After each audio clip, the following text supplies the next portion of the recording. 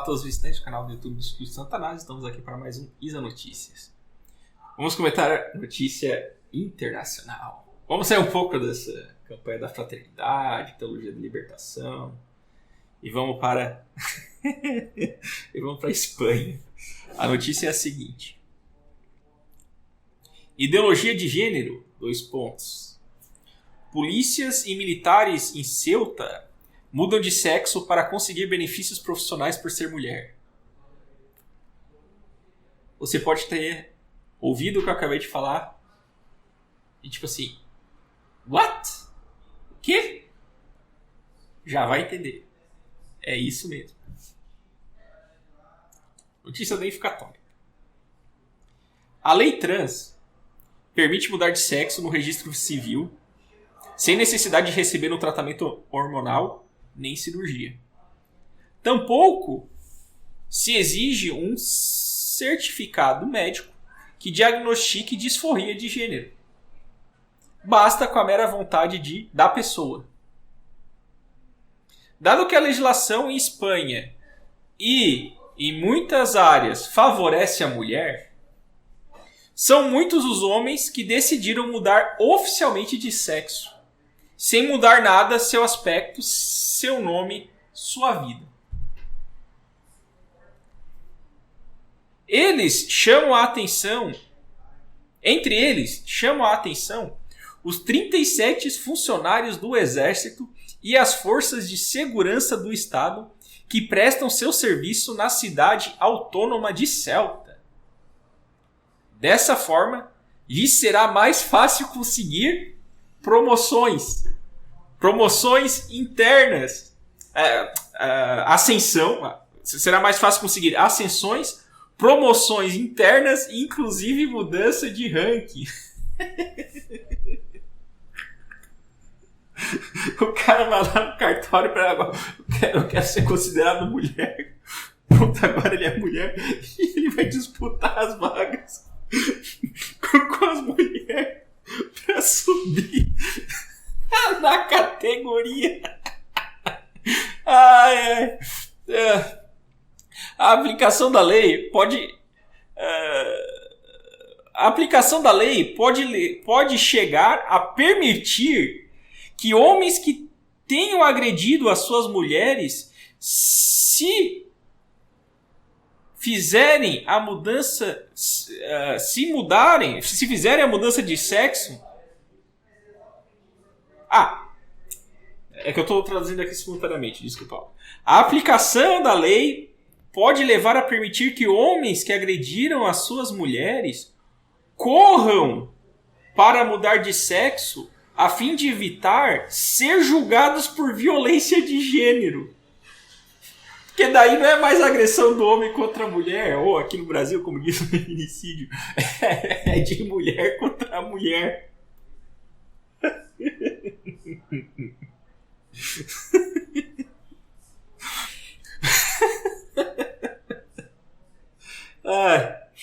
Todas essas consequências já haviam sido alertadas, né, por aqueles que se opuseram a uma lei absurda e contrária ao senso comum.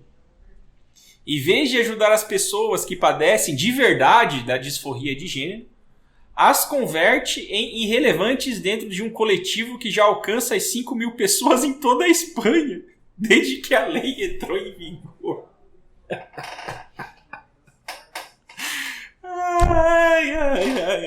Então, gente, pode estar parecendo um programa humorístico, esses notícias, né? Mas é o que está noticiado aqui, né? Os caras, tem uma lei, chamada lei trans, que basta a pessoa ir lá pedir pra mudar de sexo. Mas você fez cirurgia de mudança de sexo? Você tá tomando hormônio? Você tem algum comprovante médico? Nada, eu só quero mudar. Muda aí. Ou seja, o cara entra, homem, no cartório e sai mulher. E consegue todos os benefícios das leis que privilegiam as mulheres. Bom, comentar uma notícia dela e dizer assim, que nós estamos no hospício, né, seria muito óbvio. Mas você veja assim, né? O que está por trás disso, né? O que está por trás disso? Essa postura moderna, né, de uma filosofia chamada pós-estruturalismo, né? Ou desconstrutivismo, como gosto de dizer, tudo. Os dois andam juntos. Que é a visão filosófica que acredita que as palavras constroem a realidade. Primeiro vamos entender como é que funciona a realidade. Assim, para que servem as palavras? As palavras servem para a gente descrever e comunicar a realidade. Ou seja, a gente aprende a realidade e tenta comunicá-la através dos sinais silábicos, né? Pela formação de palavras, né? Dentro, né, de determinado idioma. Ou seja, primeiro vem a realidade, depois vem a minha apreensão da realidade e depois eu comunico, né, essa realidade. Os pós-estruturalistas, eles pensam o contrário. Eles acham que a realidade ela é formada pelas palavras que a gente joga. Então, assim, desse pessoal de ideologia de gênero, não é brincadeira isso. Eles realmente acreditam que se eu começar a usar a linguagem neutra, por exemplo, a linguagem neutra tem tudo a ver com isso. Se eu começar a usar a linguagem neutra, eles acreditam que ao usar a linguagem neutra vai haver mais igualdade na sociedade. Porque como eu estou tirando a neutralidade, a diferença entre os sexos, a coisa vai ficar mais igual. E, portanto, eles acham, na crença absurda, isso é uma crença absurda de esquerda, que mais igualdade representa mais justiça. E uma coisa não tem necessariamente nada a ver com a outra. Eles acham, quanto mais igualitária é uma sociedade, mais justa. Não, justiça é dar a cada um aquilo que lhe é devido. Você não pode prejudicar o outro, você não pode extorquir, você, né? Tem um monte de preceitos morais que você não pode fazer. Então você vai estar praticando a injustiça. Né? Mas não é. Ou seja, o critério da justiça não é a igualdade, pô. Isso aí é uma crença esquerdista, né? Que tem uma lobotomia aí de toda uma doutrinação escolar, né? E a galera compra essa bagaça aí, eles acham uma sociedade mais igualitária, mas não necessariamente uma sociedade mais igualitária do ponto de vista material aqui, né? No caso, né? O cara é mais rico, daí ele oprime os pobres, tal, aquele marxismo mais clássico. Deve ser mistura isso, né? A crença desestruturalista junta com o marxismo e tal, e dá essa paçocagem aí, né?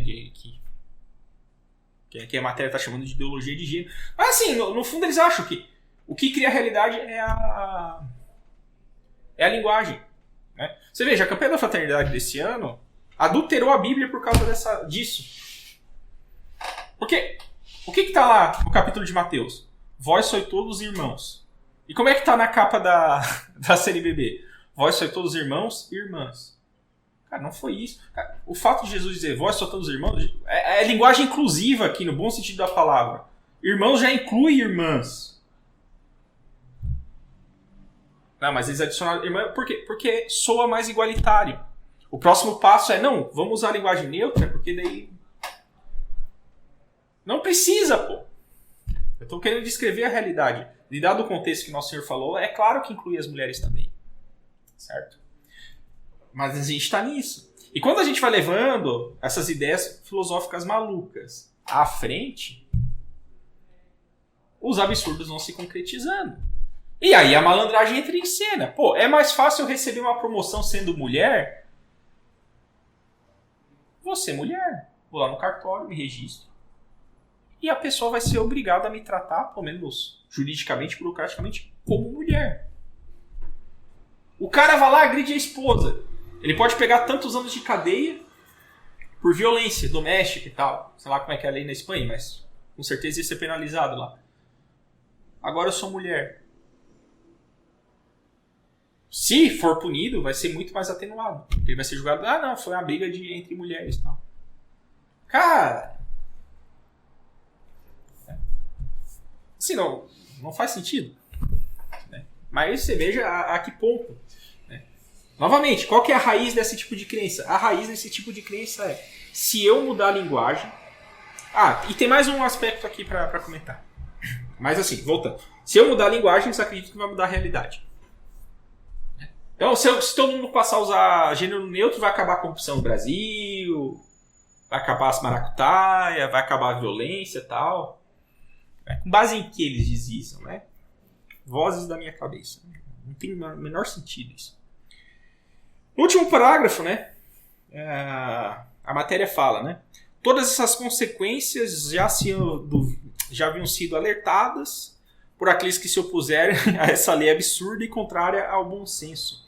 Em vez de ajudar as pessoas que padecem de verdade de disforia de gênero, né, porque aqui nós temos um problema real. Existem pessoas que, não obstante seu sexo biológico, eles acham que estão em outro sexo. Então ele tem uma divergência consigo mesmo. Ele é de um sexo, mas ele acha que é de outro. Né? E isso é um problema que causa na psique muita dor e sofrimento. E aí nós temos que ver, e como é que resolve isso? E é esse debate que, por causa da ideologia de gênero, que não fica resolvido. Então, por exemplo, a questão é a seguinte: se resolve como o alface ou se resolve como uma batata?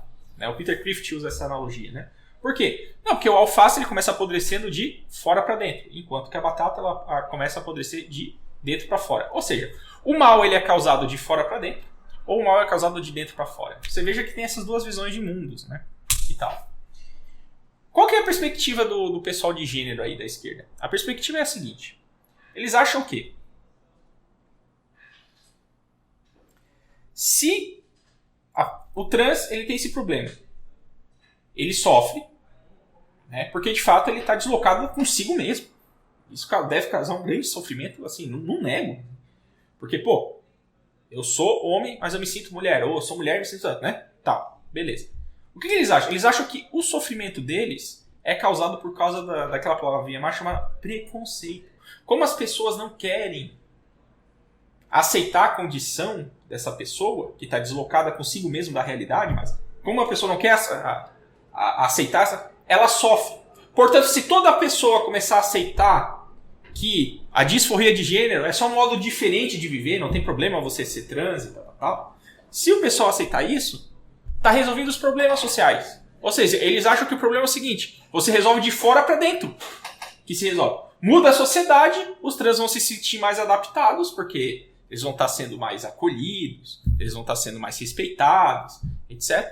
E acabou o sofrimento do trans. É assim que pensa a visão de mundo esquerdista, de ideologia de gênero e tal. E nós católicos, o que nós dizemos? Preceito nosso Senhor Jesus Cristo: conheça a verdade e ela vos libertará. Meu amigo, qual que é a verdade? Você é homem ou mulher? Não, eu sou biologicamente homem. Então você é homem. Aceite a verdade. Conheça... Claro, não estou dizendo que essa aceitação é mais fácil falar, tá, mas tem que haver todo um processo terapêutico, um processo de aceitação, né, para se adequar melhor à realidade. Né? Porque a verdade é a adequação do intelecto à coisa. Então, se a coisa diz, eu sou desse sexo. Não, porque você colocar a verdade, o critério da verdade no sentimento, não vai dar certo. Porque o sentimento, ele é maleável. Até que tem várias pessoas que fazem a cirurgia, né? E se arrependem. Que fazem a cirurgia e se arrependem. E tal. Né? Tava passando por um momento de crise em determinado momento da vida. Tomou uma atitude drástica e depois se arrependeu. Né? E de fato, toda essa ideologia de gênero baseada em pós-estruturalismo, trazendo consigo todo um cacuete esquerdista de achar que igualdade e justiça andam juntos. Né? Igualdade econômica, no caso. Né? Igualdade econômica. Que é óbvio, né? Você não pode achar que tipo assim, uma raça é superior que a outra, senão você cai em racismo. Né? Não é esse o ponto. Igualdade econômica, né? Ou igualdade entre os sexos. Não, os dois sexos, o masculino e o feminino, eles não são iguais. Eles têm diferenças que se complementam. Os dois sexos eles são diferentes e eles têm que se amar. É isso? Não, vamos deixar igual. Mas é injusto isso, porque são diferentes. Vamos deixar igual. Você veja, as considerações, os princípios, eles partem de falsos princípios. E quando isso é empregado na realidade, vem essas leis absurdas.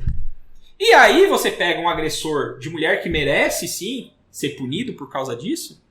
Ele é aliviado, por quê? Porque ele foi no cartório e disse que é mulher e tem que aceitar que ele é mulher. Porque senão você é um fascista malvadão. Você tá entendendo como esse debate é louco? Né? E aí o verdadeiro trabalho que deveria ser feito de dentro para fora, ou seja, a pessoa se trabalhar interiormente para poder se aceitar, né, para poder pelo menos mitigar a dor que ela sente por estar dissociada de si mesmo, enquanto a sua sexualidade fica em segundo plano. E se o católico chega e diz, pô, não, tem que se converter, crer no evangelho, tem os sacramentos, busca assistência, busca psicólogo, né? A gente é tudo um bando de fundamentalista malvadão. Né? A gente não está respeitando o desenvolvimento moral da sociedade. Não, a moralidade já tá dada, já foi dada por Deus. Não tem que, a gente só tem que obedecer à ordem divina. E essas cruzes que as pessoas carregam, né, a gente tem que buscar o jeito, a maneira adequada de ajudá-las. E não é criando ideologia maluca que vai resolver o problema das pessoas. Não é a ideologia que vai resolver o problema. O que vai resolver o problema é a verdade. Conheça a verdade e ela vos libertará. Nem sempre a verdade é dura, né? Nem sempre a verdade é suave, nem sempre é um docinho de mel. Né? Por que, por exemplo, quando uma pessoa vai pegar uma vida de estudo, né? Pô, quero me aprofundar na fé, começa a estudar, começa a rezar e tal. Por que é uma vida dolorosa assim? Meu amigo, você vai descobrir quão miserável você é. E conforme você vai descobrindo quão miserável você é, você vai ser desiludido. E todo mundo sabe, acredito, o pessoal aqui, os poucos que me acompanham aqui sabem que já sofreu, né, uma dor de cotovelo na vida, né, uma desilusão da vida. Pô, a desilusão da vida causa uma dor grande. Pô. Só que passado essa dor da desilusão, eu me adequo melhor à realidade. A desilusão, assim, ela é um processo doloroso, mas qual que é o benefício? Eu estou desiludido, agora eu estou vendo a coisa como ela é. Então eu consigo me comportar melhor. E se eu consigo me comportar melhor, eu estou mais adequado à realidade que me circunda. Então eu vou ter outro tipo de sofrimento, não o sofrimento da desilusão. Ou seja, é uma dor que liberta. Por quê? Porque todo o processo de desilusão passou pelo conhecimento da verdade. Isso vale para quê? Para qualquer tipo de desilusão, até mesmo em relação à sua desilusão sexual. Então, como é que se resolve? Não, verdade. É a verdade. Só que é aquela coisa, né? Nós estamos em tempos de duas ditaduras que se complementam e levam o homem para a desgraça. Que é a ditadura do relativismo, que é justamente o oposto disso que eu estou falando aqui. Eles postulam que a verdade não existe. A verdade é uma questão de pragmatismo, de conveniência. E a ditadura do sentimentalismo, ou seja, a verdade é o que eu sinto. É o que eu sinto. Poxa, acabei de falar da desilusão. O que geralmente causa... Desilusão amorosa, por exemplo. O que causa desilusão amorosa? Um sentimento errado. Pô. Eu erro no sentimento. Aí quando o meu sentimento está pacificado, né, com a realidade, após passar por toda essa dor, você se ajusta e se torna uma pessoa mais madura. Esse é o processo do crescimento humano. É isso, faz parte da vida. As cruzes que nós temos que encarar. Qual que é o remédio? A verdade, sempre a verdade. E quem é a verdade? É nosso Senhor Jesus Cristo. Arrependei-vos e crede no Evangelho. Conheça a verdade e ela vos libertará. Seria isso que teríamos para hoje. Viva Cristo Rei.